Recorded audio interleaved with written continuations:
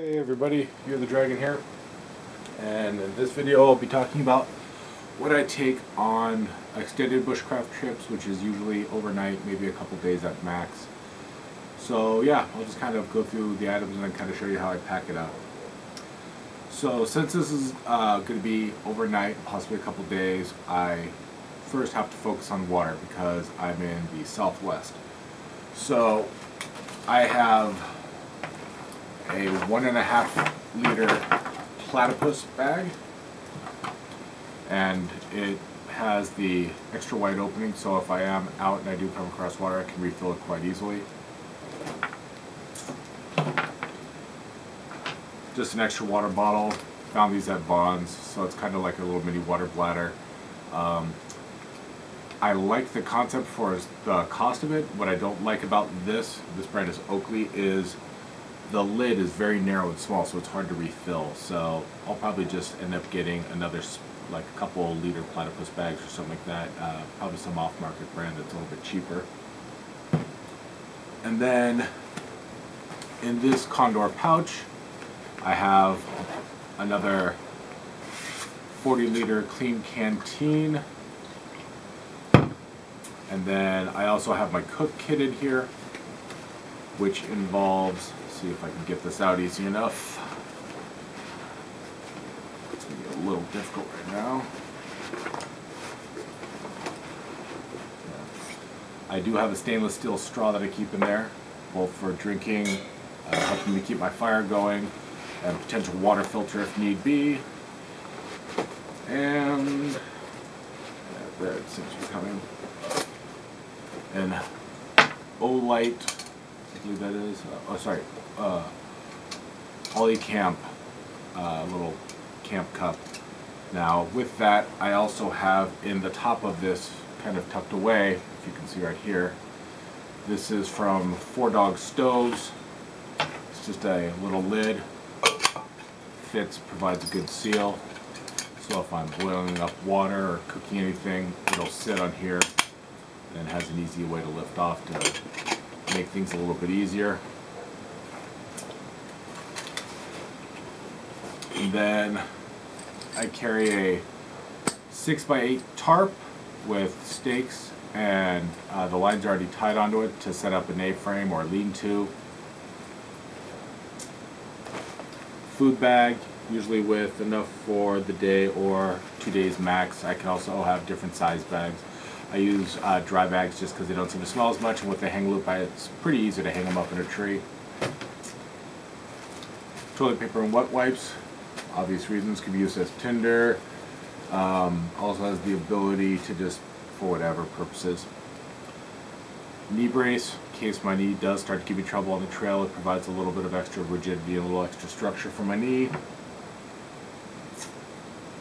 Military scarf, cotton, can be used to make char cloth.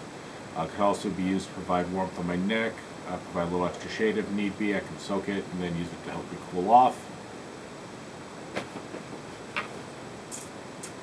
Buff bandana, similar. I can use it to kind of, if I do get stuck anywhere where there's a little bit of wind and sand coming up, I can use it to provide a little bit of reprieve from that.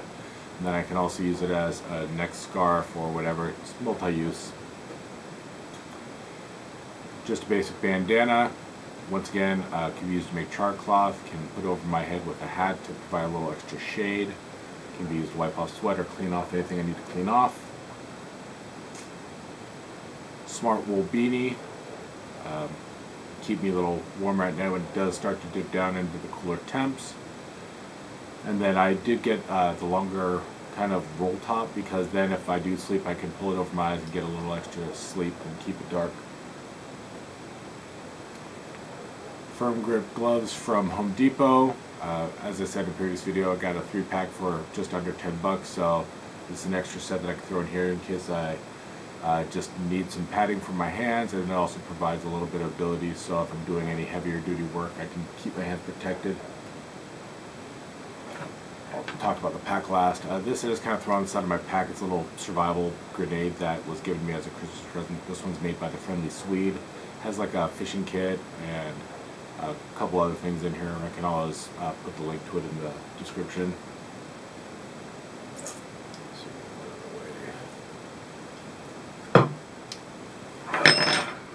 military style poncho liner, also known as the Whoopee. This one I've had modified so it kind of works like a camp quilt. I can zip up the bottom third of it around my feet, then I put a cord around the top and the bottom so I can cinch it down and actually make this into a pretty decent sleeping bag. I can also use one of my camp quilts that goes down to a lower temperature, but if I'm going to be able to have the ability to have a fire, this will keep me warm down to about the 40s, and if it's going to be colder, just make sure I have a fire. Now, if I need to, I do also have this, which is a Bora Gear Event Bivy Sack. I'll do a video on this so you can kind of see a little bit more on this, but this makes it sure that if need be, I do have a waterproof enclosure that I can go into. It's really lightweight. As I said, I'll do another video on this so you guys can kind of get a better view of this, so I'm not taking really anything out right now. This is my fire kit. In here I have flint and steel. This steel is made by Justin Wolf, Wolf Customs. Just to see if I can.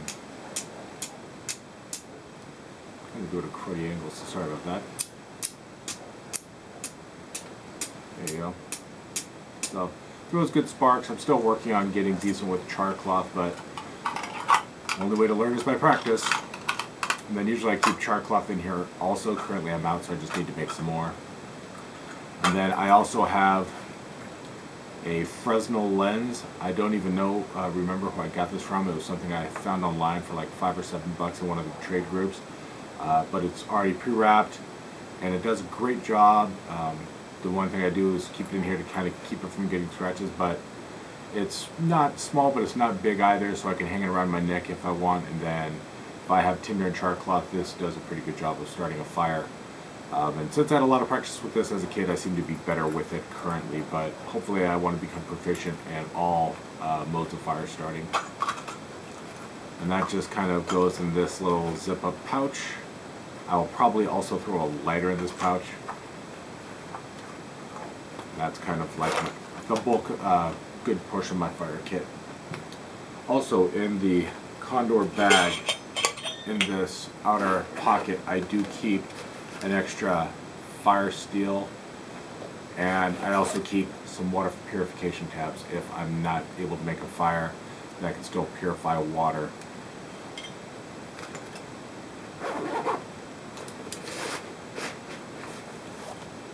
As far as tools, I have the Bahco Laplander saw. There's a plethora of videos on this out there.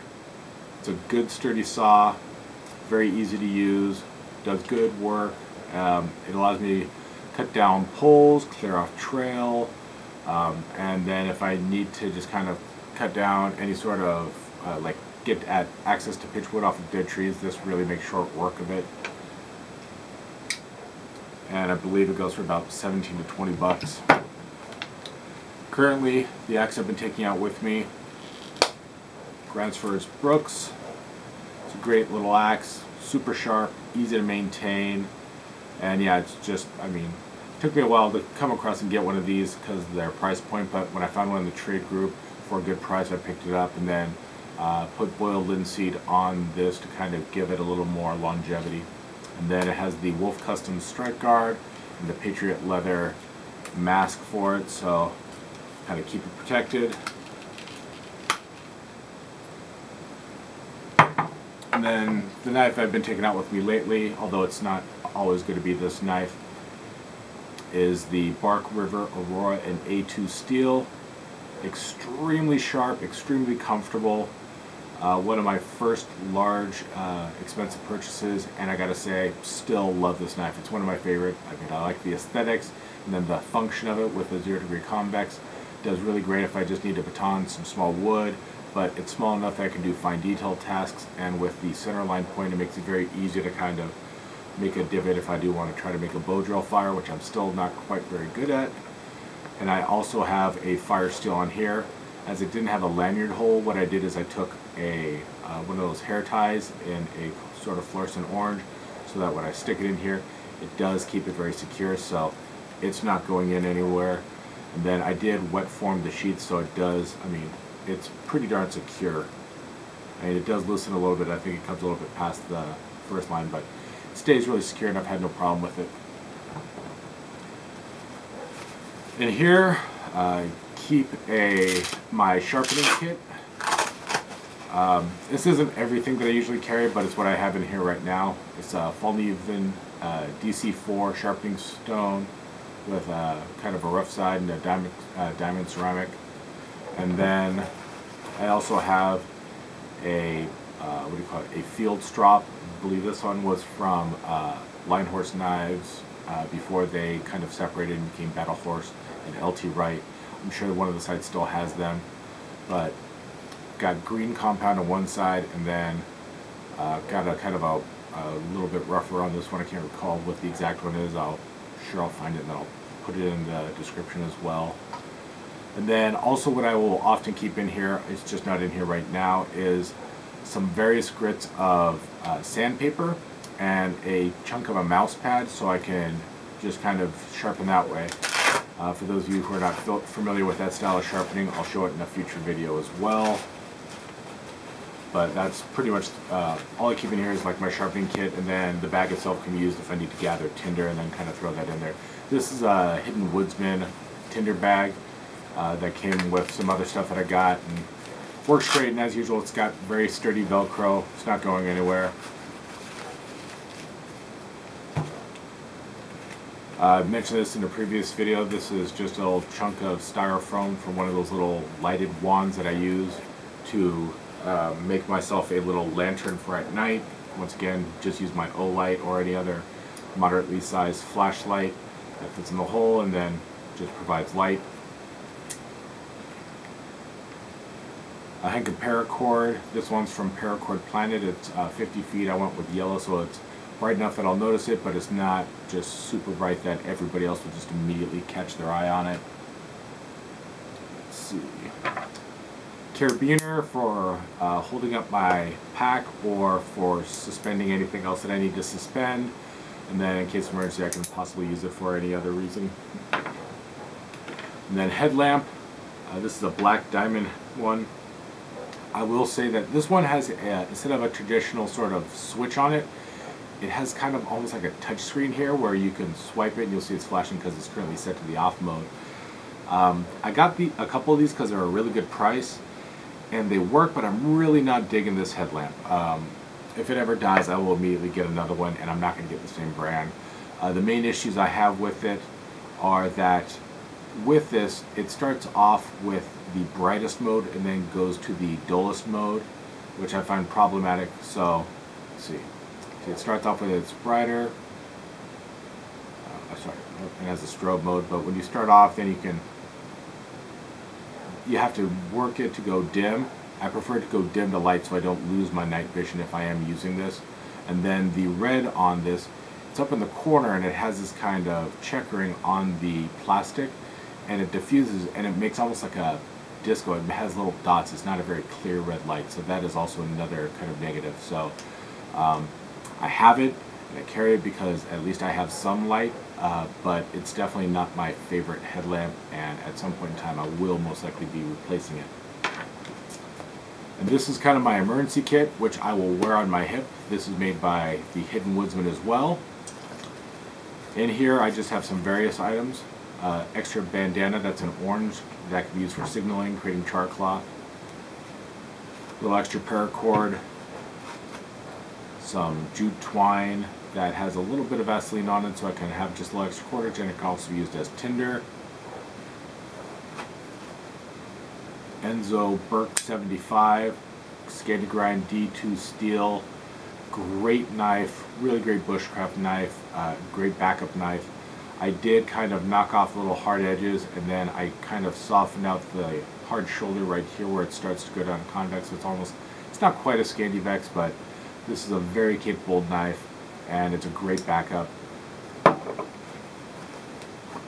Lighter. SOL bivy sack. It's just kind of like the cheap one that's just kind of like, it's like a Mylar blanket except in a bivy sack form. just in case if I get stranded without any of my gear other than what's on my hip. This will give me a basic mini shelter.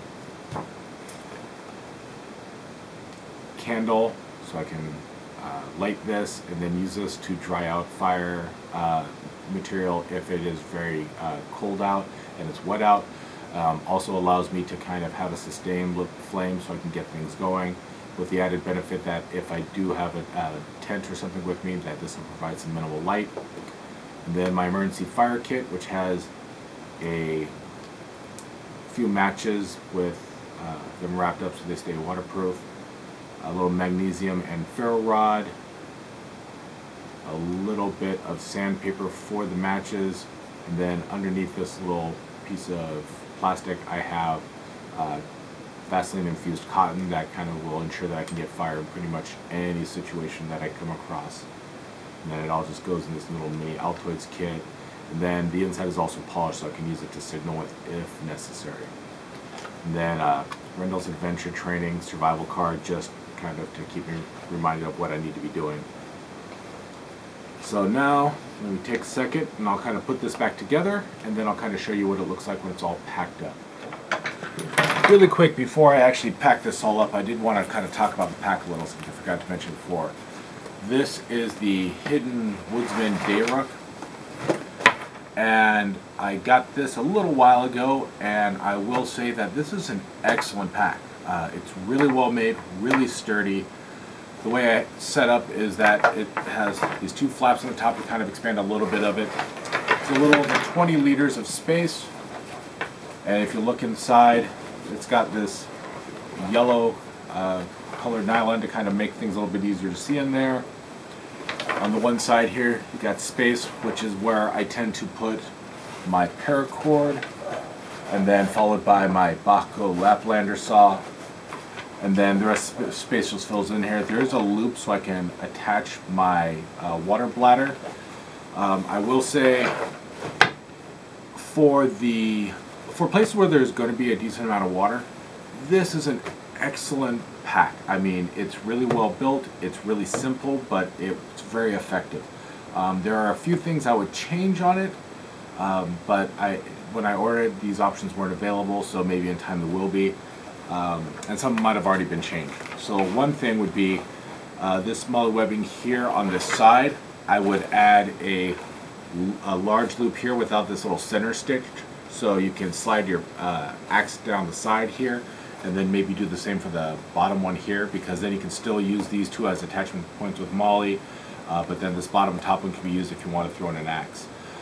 The other thing is that since I am in Southwest, I do need to carry a water bladder because it is dry, hot. We've been in a drought, and by putting it on the inside here, it takes up space, and that's since you're only talking about a 22 liter pack, that lack of space becomes apparent as you're starting to put things in it.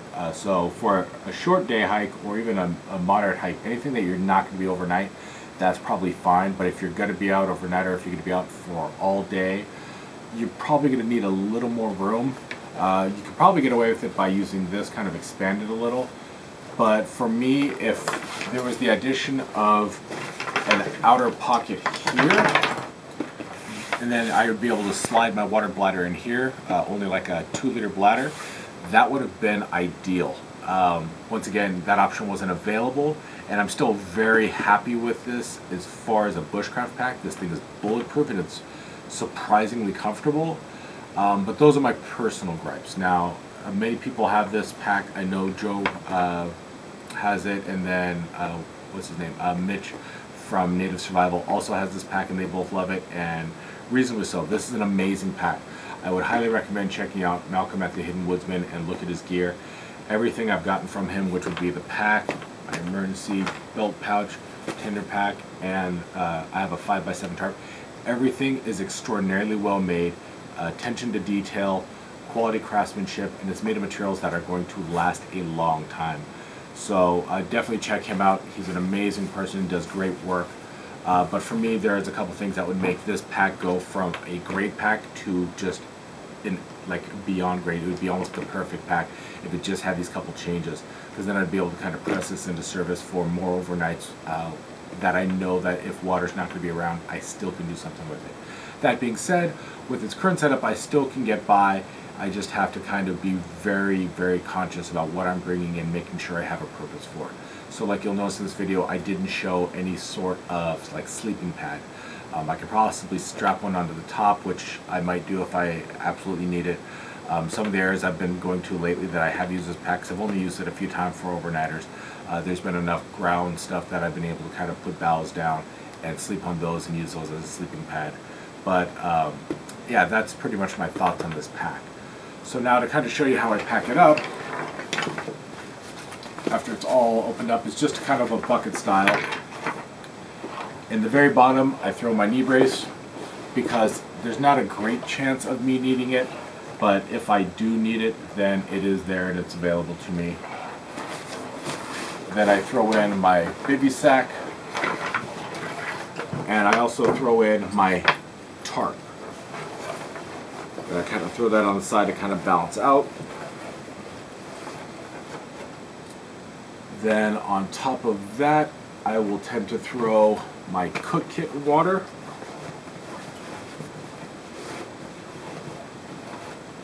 Fits in there. And then it does have this kind of dual outer pocket. There's this one with Velcro here. And then there's one behind it that's just kind of a loose pocket. So the one with the Velcro, I will put my, turn this off and then, 1 second, gotta turn this off so it doesn't get turned on and waste the battery. There you go. So I have my headlamp in there, have my buff and my bandana in there. And this outer one, I have my toilet paper set up. And then back inside the pack, throw in my scarf because that's not commonly needed.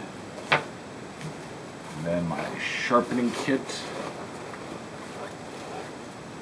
In this outer pocket, I also tend to throw my fire kit because if need be, I want to be able to know where it's at and have that in an organized fashion. Make sure that's all kind of buckled down. Then since we're getting towards the top, I have my backup water bottle, my water bladder, which I lay flat on the top so I can get it out easily. I found that hanging it just wasn't enough because when it was laying all the way down the back, it took up space and kind of made it just too narrow for me to be able to fit most of my gear. So I lay it flat on top, which makes it easy to take out to refill when I'm on the trail without having to go through all my stuff. And it seems to work just fine so far. And then put my food and my emergency bag, because my emergency bag immediately goes on my hip as soon as I'm out on the trail.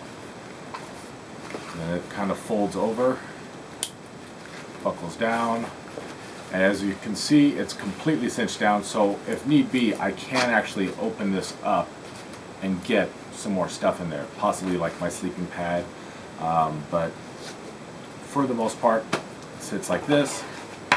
Now before I fold it down, there are these straps on the front, and they're made wide, and that is just perfect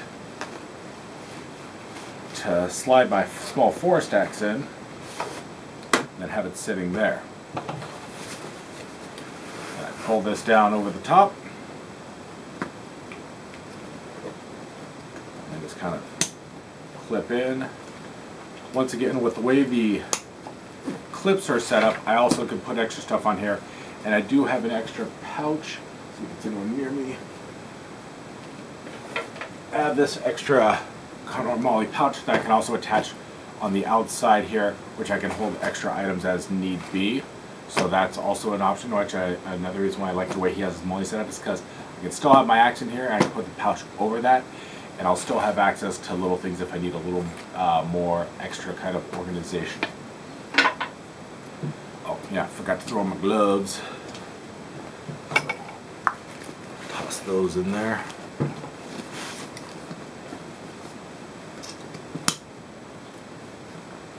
Of course, now I also see that my hat, so I will just forgetting things. At the top, usually the hat goes a little bit lower in the pack, but for now, I'll stuff it in the top. Now the carabiner, I attach to one of these side points. So I hook up, just send it through 2 of the loops, and that sets there. This obviously will be on my hip. Attach this to one of the D-rings on the side. And then on the bottom here, now I just saw recently a video done by Mitch from Native Survival that shows how he ties the bottom of his bag, and I might actually start doing that. But for now I just have these 2 straps that are pre-done with buckles. Attach it over and through. Same here as well. And then just tighten it down. It's not going to be pretty right now, but I'm not going out right now, so that doesn't really matter. So that's pretty much how it looks. On the front here I also do have a whistle in case of emergencies. So yeah, that's kind of how it's all set up. As I said, I can easily do overnight in this as long as it's not too cold. If it gets cold, I will change this out for my Enlightened Equipment camp quilt, and then I'll also throw in a sleeping pad as well. And then depending on the climate, I might use the waterproof bivy sack, or if it's not going to rain at all, then I'll just use the regular bivy because it's more breathable and a little wider, a little more comfortable in my opinion. So yeah, likes and comments are always appreciated. Just let me know your thoughts. If there's anything that you would recommend I take. I have found recently that for the most part, the axe is not absolutely necessary in the Southwest. There's enough downed wood here that I can easily just kind of take what's on the ground, saw off things as need be. But I still take it out with me most of the time just in case I come across some wood that allows me to kind of practice my skills, improve. Because that's what this is all about. The community is all about improving your skill set and developing a skill set so that if you do ever have issues, you are able to kind of survive and be self-sufficient. And the goal being that as time goes on, you can go out with less and less because you're more and more competent, at least within your region, if not multi-regional. So yeah, thank you very much, and look forward to bringing you some more videos.